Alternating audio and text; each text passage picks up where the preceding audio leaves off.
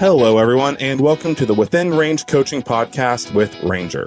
I'm Ranger, certified holistic success coach, and in this podcast, I'm breaking down the journey that entrepreneurs face as they start their organization, find solutions, and create an impact that lasts.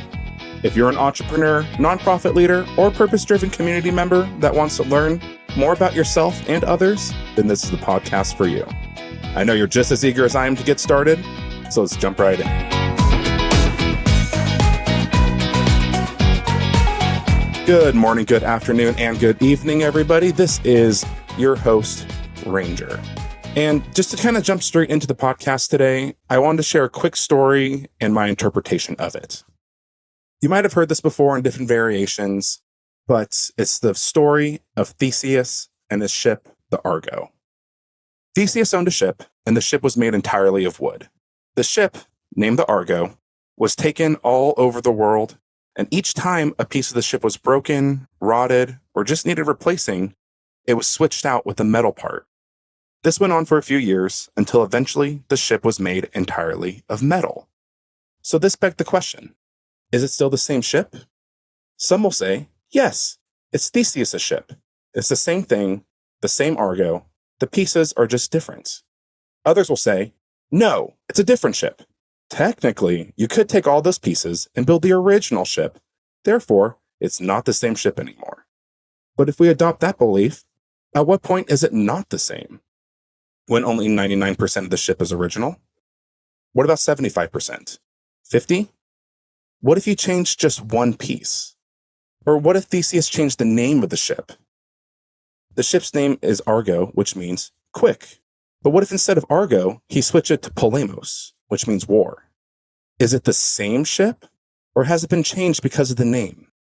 Maybe, but only if the purpose and behaviors of the vessel actually change. At what point is a physical object not its original self anymore? And why does that matter? Well, I'll tell you. It's because this is about ships, and it's not about ships. Theseus' ship changes over time, but the focus, from what I've seen, is always around the physical changes. What about the deeper reasons? What about the reasons why the pieces were changed? We're focused on what the physical accumulation of the ship and what it looks like, because that's easy. We can see that right in front of us. But what I've noticed is the why and the how aren't really talked about when it comes to the Argo. In the story, or the general thought experiment itself, the physical aspects change over time. They become harder, tougher, more acclimated to the situations and surroundings the ship finds itself in. And I got to figure that Theseus replaced each piece for a reason. It wasn't just for fun or for whatever random reason. From what I can see, the reason being was to replace each soft, brittle, breakable piece with something that worked better for what he was trying to achieve. But what was he trying to achieve? And rather than focusing so much on the individual pieces and the physical ship right off the bat, let's go ahead and take a few steps back and look at the ship as a whole. Take a holistic view of the ship. What's the purpose of the vessel? Why is it even important to replace pieces over time? To keep it in order, to maintain the starboard and the port sides? And what if the purpose changes? What if we spend all that work figuring out why it's important, but then later on it changes anyway? Well, let's go ahead and just say that Theseus wants his ship to be lightweight, fast, and easy to handle so that he can move cargo more quickly, so he can make deliveries and therefore make more money. What decisions would he make then? Would he put 15 cannons on the port, left, and starboard, right sides? Or even change the name to mean war instead of fast? I gotta assume probably not. How would doing those things serve the overall purpose of the vessel, of what he's trying to do with the ship, with his business? Now, I'm sure when he goes to the parts store, the ship parts store, or at the dock, whatever, there's probably 1,000,001 different options for him to choose from. And the boat sales dude probably drives a hard bargain. But in a world of 1,000,001 options of how to do something, it's extremely easy to feel lost. You'll feel lost, overwhelmed, and directionless. But in this case, since Theseus knows the purpose of the ship and the outcome he's trying to achieve, that purpose and outcome can act kind of as a sifter that can pull out the pieces he doesn't want and just leave options that will help him walk or sail in that purpose. Then from those options that are left over after it's sifted from his purpose and his outcome, he can then look at his environment, like the water, the crew, the routes, the market for whatever products he wants to move around, and pick what would work best from there. It's multiple sifters to figure out what equipment would get him where he needs to go. But what would happen if the pieces were not replaced over time? Now, sure, some pieces of the ship might not be as important as others, and one piece can technically accomplish multiple tasks. The ship would still float with a chair or two out of commission. The ship would make it to its destination if a stair was creaky or a door was squeaky. But what if there's a hole in the hull? That's the bottom of the boat. Or the rudder is bent and you can't steer properly. How can the ship get to where it's going if water is filling up the ship and it can't even move? At what point is a part important enough to do something about it? And if Theseus were to notice these pieces weren't working and did nothing about them in the name of staying the same and maintaining that original ship so the ship's not different, what would happen? If he gave into the thoughts he may have of, you can't change that, the mast makes the ship. Or if you change the layout of the deck, it's going to be different and it's just always been that way. Or you can't paint it that color, everyone knows it for being blue. If Theseus gave into those beliefs and pressures and didn't shift and change, what happened? I'd assume that he and his ship would be out of alignment with their purpose and outcomes they're trying to create. This may be just fine for a while, but as you can imagine, this may have drastic long-term effects over time. He could lose business, his sanity, and worst case, his ship overall. And then what's he left with? By trying so hard to maintain what it was, he's not seeing what it can be. So why are we talking about this ship so much? Let me answer that question with another question. When you find a piece of you that is broken or not working properly, do you ignore it? Or do you replace it with something that works better? And how big of a piece needs to be an issue, like the chairs and stairs on the Argo? How big of that piece needs to be an issue before you do something about it? Theseus replaced pieces of a ship as time went on. Maybe some pieces broke, or he found a better piece that fit his needs better. How could this concept come into play with you in your life? As a coach, I believe that people are whole and complete and don't need to be fixed. They don't need to be fixed. However, I do also believe that people can change who and what they are, especially when they see that beliefs and behaviors that are so ingrained in their day-to-day life don't serve them. You can change your beliefs and your behaviors to something that works better. People, you included, are able to move towards a self that is a better fit for how you want to be in the world and the outcomes you want to create for yourself. So to make that comparison, let's do a physical comparison between you and the ship. Let's say one day you decide to start working out. You hire a trainer, start going for walks, start hitting the weights at 3 a.m. in the gym while you listen to Tesla Violet on repeat. And one day, 6 months later, you look different. You gain some health and muscle, you look different in the mirror, and others start to notice. Your clothes fit differently, you wear the outfits you've always wanted to, you aren't out of breath when you're going up the stairs anymore, you're more confident, you feel better, and then you start asking yourself questions. Are you still the same person? You look different, like the ship. You act differently, like the ship. And your surroundings are different, like the ship. So are you still the same person? I'd say yes. You're still the same person. You're still the same person who values health, dedication, perseverance, discipline, and so many other things. What's different now is those beliefs and values aren't below the water anymore. They've always been there. The only difference is they're above the water now, and you're the type of person, the version of you that does something about it.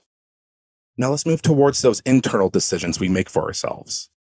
Like how Theseus decided that he wanted to do something different with his ship, like go quicker, make better deliveries, etc. And let's say that community, fun, and excitement are important to you.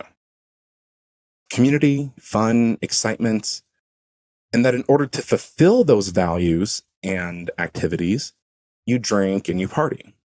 Sure, it hits those values, and probably for a few years. You make connections, you hang out with friends, you go out, you see things, you have fun experiences. But as time goes on and your environment changes, other values start to become more prevalent. And maybe now your health or family or not feeling like shit the next day or week values start to come out more. And you see that drinking may not be for you anymore. What then? Do you continue doing the thing you've always done? The partying, the drinking, the hanging out with other people that maybe you don't even want to hang out with anymore? Do you do that in the name of staying the same, of being the same old Argo that you used to be? Or do you find something different? Do you start to replace those behaviors with something else? And to be clear, you can still build community, have fun, and find excitement in other activities while still honoring your value of health and family at the same time. It's just about putting those activities in a sifter, like the Argo did previously with going quicker, making better deliveries, and being easier to handle. You can find activities that hit all of your values. You can spend time with your friends and family differently, find a group workout class, and engage in other exciting activities that just scratch your brain in all the right ways. It's about finding behaviors that work with more values at the same time. Just like how Theseus changes pieces of a ship to make it faster or able to carry more, it's the same ship, but it's floating in its values. And just as the ship floats in its values and what its purpose and outcomes are, you too can walk in those aspects of your life. And like we mentioned earlier, with changing the name of the Argo to something different, what's in a name? How does a name change your identity?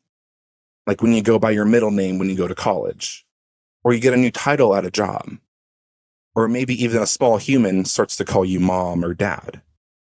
How does that shift in identity, like our example, changing Argo to Polemos, affect you? Those name changes may not change what the object or person is, but it changes how they show up in the world because of the fact we associate different values and behaviors with those names. We might associate traits like caring, sacrifice, love, affection with the names like mom or dad, or a fresh version of ourselves by going by a middle name or a nickname, and whatever other traits we associate with job titles. But the key here isn't necessarily the name or the title we give ourselves. That's just the start.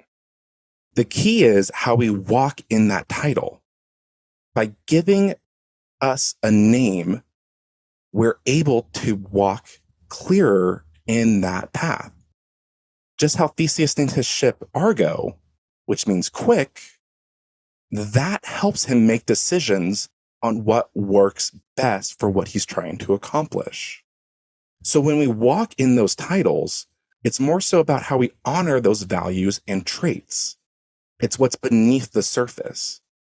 And if Theseus named his fast little shipping boat War, that wouldn't align with what he's trying to do. It'd be like saying you're one thing, but clearly acting as another. There's nothing in alignment there. So let me ask you, what do you want to be, and what does that look like to you? And to really just wrap all of this up, I want to say this.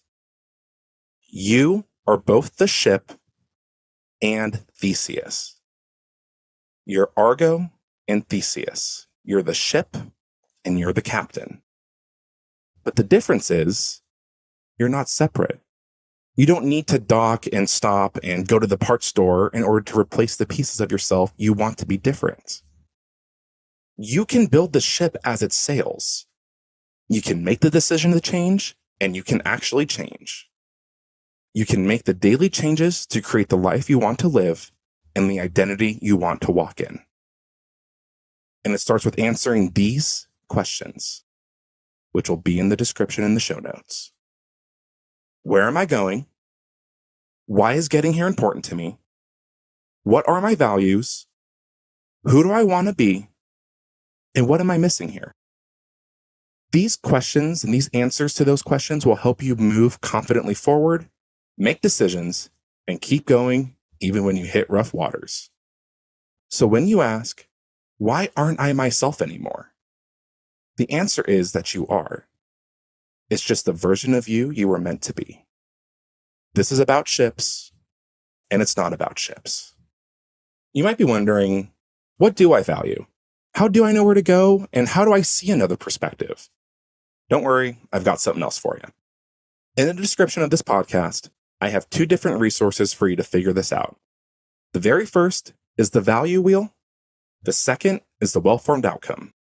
And if you take advantage of both of these resources, you will be able to find the X on the map, have a strategy to get past all the obstacles that will, not may, but will get in your way, and start to find your own answers and solutions. So go to the show notes, hit the link, grab the resources, and get started today towards the outcome you want to see tomorrow. And if you want to set up a complimentary coaching call with me, fill out the interest form and I'll be in touch. As always, have fun, stay safe, and be yourself. See you next week.